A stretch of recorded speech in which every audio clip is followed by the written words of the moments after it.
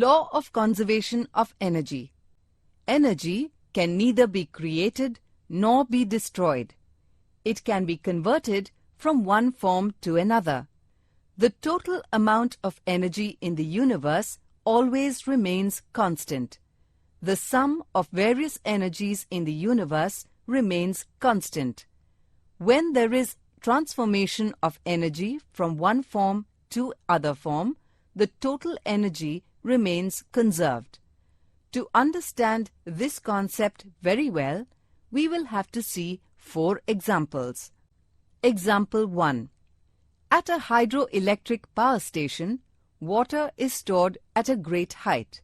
This water possesses potential energy.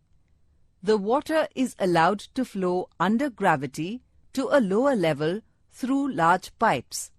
In this process, the potential energy of water is converted into kinetic energy. This kinetic energy is used by water to rotate large turbines, which in turn activate the electric generator, and electrical energy is generated. Kinetic energy of water is converted into electrical energy. Now, let us see the second example of the law of conservation of energy. Example 2. Simple pendulum. A simple pendulum consists of a small metal ball or bob which is suspended by a long thread from a rigid support. The bob is free to swing back and forth when displaced. Initially, the pendulum is at rest with its bob in center position A. After that, the pendulum bob is pulled aside to position B and released, such that the bob starts swinging between points B and C. At positions B and C, it has only potential energy, and at A, it has only kinetic energy. As the bob moves from B to C, its potential energy decreases and kinetic energy increases, and as it reaches C, its kinetic energy decreases and potential energy increases. Thus, at position B, all the energy of a pendulum bob is potential energy, and at position A, all the energy of pendulum bob is kinetic energy. But all the energy of the swinging pendulum at any instant of time remains constant. Now, let us see the third example of the law of conservation of energy. Example 3. Freely falling body. Let a body of mass m fall freely under gravity from height h above the ground.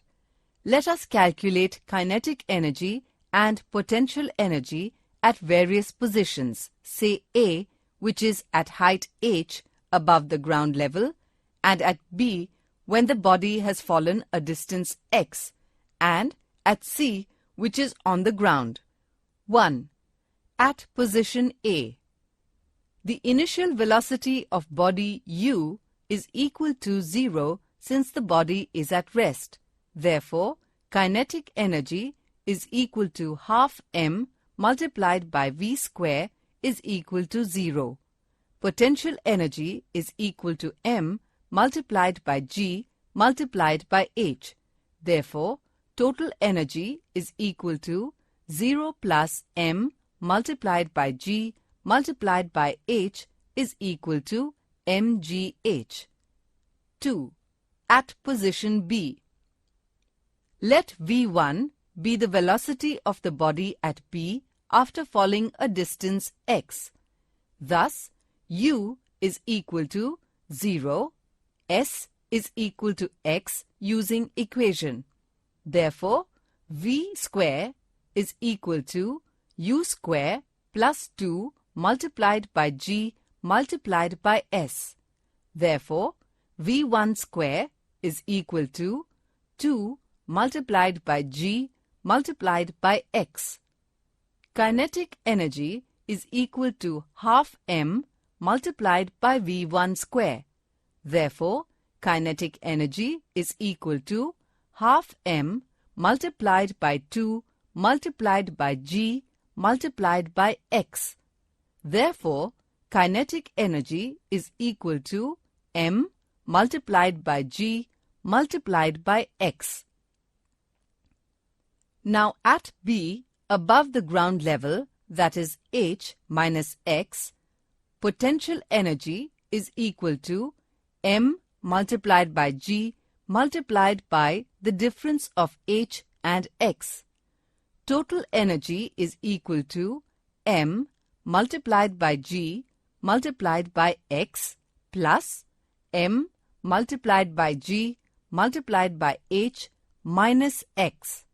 Therefore, total energy is equal to m multiplied by g multiplied by x plus m multiplied by g multiplied by h minus m multiplied by g multiplied by x.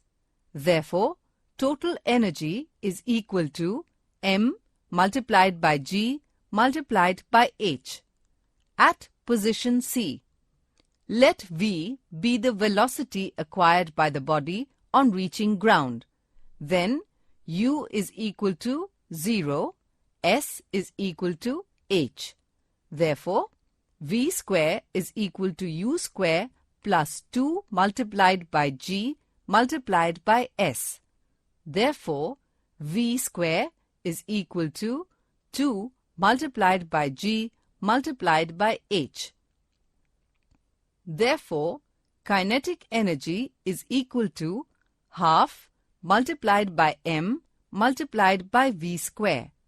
Therefore, kinetic energy is equal to half m multiplied by 2 multiplied by g multiplied by h.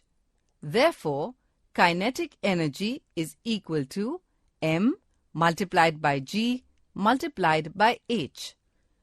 On the ground level, h is equal to 0.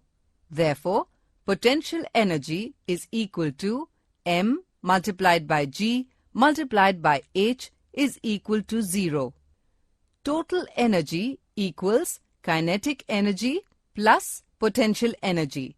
Therefore, total energy is equal to m multiplied by g multiplied by h plus 0. Therefore, total energy is equal to m multiplied by g multiplied by h. Thus, total energy, that is, sum of kinetic energy and potential energy, always remains constant at each point of motion. Thus, as the body falls, its potential energy decreases and kinetic energy increases. The potential energy changes to kinetic energy. When the body strikes the ground, entire potential energy has changed into kinetic energy, which is equal to potential energy at height h. Students, now let us take the fourth and final example to explain law of conservation of energy. Example 4. When you explode a firecracker, chemical energy stored in it is converted into different forms of energy such as heat, light, sound, and so on. But the total energy remains constant.